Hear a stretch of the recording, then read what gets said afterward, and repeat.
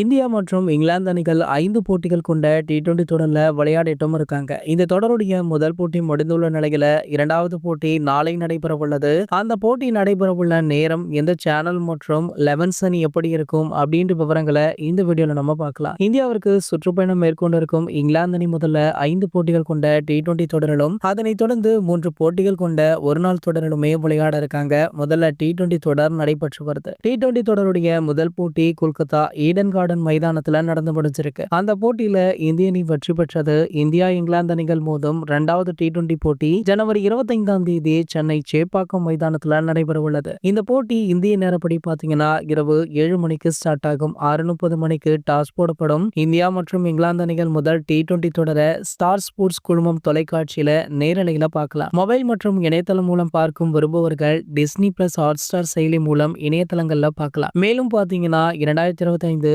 Champions trophy தொடருக்காக 2 அணிகளுமே தயாராகும் வகையில இந்த கிரிக்கெட் தொடர் அமைக்கப்பட்டிருக்காம். முதல் போட்டியில தோல்வியை சந்தித்த இங்கிலாந்து அணி 2வது போட்டியில கண்டிப்பாக வென்றே ஆக வேண்டும் அப்படின்ற முனைப்புல அவங்களுமே 11 அணியில 2 சேஞ்சஸ் கொண்டு வந்திருக்காங்க. ஆனா இந்தியா பாத்தீங்கன்னா வெற்றி பெற்றாலுமே 3 சேஞ்சஸ் கொண்டு வந்திருக்காங்க.